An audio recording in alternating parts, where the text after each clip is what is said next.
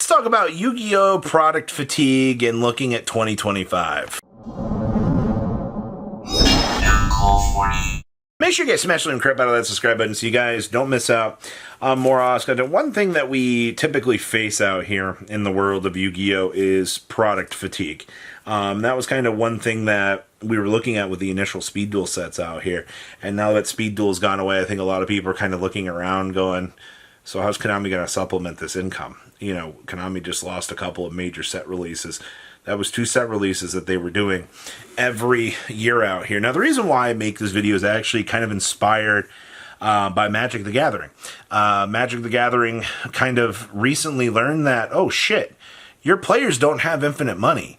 All right, you cannot be printing infinite sets and having a marketing mentality with players going, hey, not every set's made for you, but you're going to need these cards in order to play. And Yu-Gi-Oh's kind of hit that same kind of benchmark out here, where the average player cannot afford every one of these set releases. That's not realistic anymore.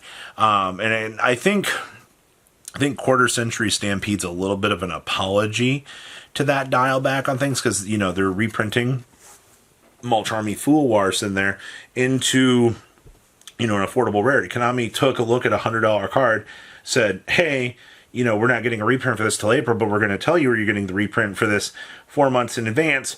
Hopefully the announcement of this reprint is going to slash some of the value for you, so if you choose to get them now, you're not going to be paying an arm and a leg. They do have the ability to do that, and I think that was a good thing. But still 4 months of not having the card to play, but it slashed the value and was a warning to the player base that was coming. So that's an important part of this. Now, when I say product fatigue is apparent, this is actually in January, you're getting Supreme Darkness.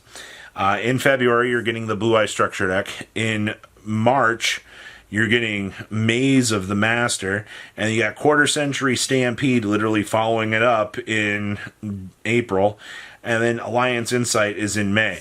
You've probably got a Battles of Legends set coming in June, and you've got probably another core set rolling on through late July, early August. And then that'll put you at 10s in September.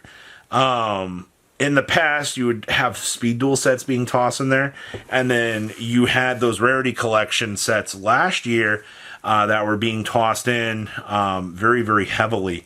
Well, we've been through 2 Rarity Collections in a year and a half. And, you know, one of those Rarity Collection 1 was right off of the Bombshell. That was the SP set. So, you know, that was a lot of capital that was being thrown around at that point in time. This is also not factoring for any possible new structure decks, any other side sets that Konami wants to have, and what we're going to call the yearly Konami decided to reprint this set. Light of Destruction was last year's with Retro Pack. Those are 2 major things to think about too. Konami has effectively said we can now reprint any set that we want. And I'm going to kind of expect going forward out here that Konami is going to be doing that. Now, obviously, we could consider that a dead set for you. So if you're a modern era player and they go and reprint Gladiator's Assault, for example, out here, that's a set that you do not have to consume as a competitive player. Good. All right. If you want a couple packs to open up for fun, funsies, sure, that's okay. But at least for the competitive player here, 3 Blue Eye Structure decks isn't going to be too much. Supreme Darkness, Meowls is the only thing I care about. Maze of Millennia, that one's going to sting a little bit. Yeah, if you're a Rise Ol main, you've got to get the good cards out of there. Bonanza is probably going to be the most hurtful set out of the year out here, because it is the last wave of Quarter Centuries, so you're going to have people. A couple things are expected to happen with that set, and I mean, I think that this set's going to be. I think the set's going to be as crazy as the other one, because you know, if you reprint a thing like this in there, this card right here, and you make this in good foil, people are going to shit their pants, you know, and you got to remember, this is the last call for Quarter Centuries. I think that Konami's putting a lot of their capital power on this, which kind of creates the illusion that they have dialed back on products. So from where I'm sitting here right now, it really does look like that things have slowed down. Now, if Konami truly truly only did like 10, 11 releases next year for the TCG, I would be so freaking ecstatic. You have no idea. But you know they're going to look around for other opportunities and things to supplement price. I mean, you had that 2-player starter deck some time ago, which was an absolute shit show. Speed Duel's dead for the time being. You know, they can dip into the reprint pool and pick a reprint set every year, but that's only one supplemental thing. You've only got 4 core sets a year for releases. You dump a starter deck or 2 in there, so maybe 1 to 2 of those a year. So that's 6. And then, of course, 1 to 2 side sets a year. Those side sets are typically the deck build packs. So 2 deck build packs, starter decks. I mean, you're at like 9 sets a year. That leaves Konami to make like a Battles of Legends set or something, or 2 to put us at 11 sets out of the year. That's kind of what we're structuring up to be right now. Is that good for product fatigue? I think that's okay, honestly. A lot of deck build packs, a lot of players tend to skip, and I don't think that's a bad thing. Unfortunately, the last deck build set, you know, after so many passive failures that we've had out here, it was actually kind of crazy to see a successful one pop off. And I mean, Rizal and Malice changing the meta was fine, but if you were a very casual duelist, a lot of people at my locals that were budget went for Ryuji because they looked at the price point and they're like, yeah, why would I want to spend all of this crazy money on this? And that's fine. I'm happy that was the case.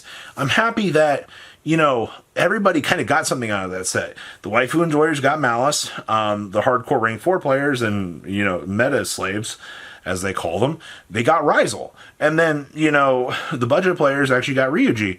And if they were a dinosaur player, they were like, oh, you know, like, this is exciting. You know, I actually get to relive playing some dinosaurs. Yeah, that was good. Is it possible for Konami to cut back on product? The 4 core sets will not change. That's pretty much set in stone. I actually, contrary to popular belief, I want to see 2, maybe 3 structure decks a year.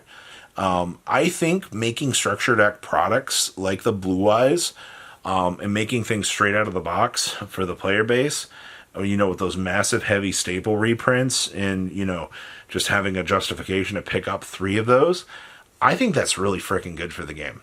I loved what OCG did with Tactical Try 3. I expect to see another sort of product like that in the future.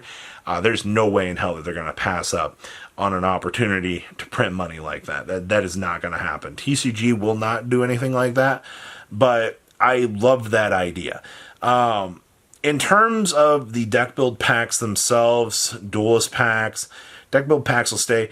Duelist packs are done. They were a failure in the TCG. That's why the Light Duels pack got literally shreked up. That shit got cut up, put into another set because it was a failure. Even though Duelist packs are fundamentally cheaper and make things more available, which is good, by the way. You want things to be cheaper at certain points, but the player base just wasn't buying them. So that's why they chopped it up and broke it into Maze and said, here, we'll put your new TCG exclusive theme in here. You know, you can get more exciting things like this. Ever since the TCG exclusives went up in the card pool, I think that was actually really, really good. We're heading on into like the unknown this year. We don't know what exists beyond Quarter Century yet. That's a little bit of a worry in terms of this, but in terms of fatigue, your first 5-6 months of next year, I've already got a product slated for them. And I guess that does create some excitement for players. It does give them something to look forward to.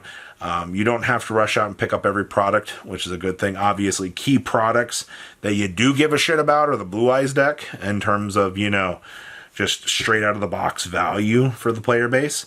They really do emphasize a lot of that particular product as a good thing. But outside of that, I mean, if we're only going to do 12 products next year, that's fine.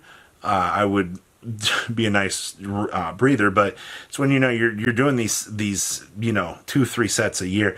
OTS packs don't count towards the progressive. It's like when you're dumping 2-3 sets a month. People can't afford that. That's ridiculous. So what do you guys think? Please, if comment down below, tell me what you guys think, and I'll see your beautiful faces back here in a day, guys. Peace out. Patrons, thank you.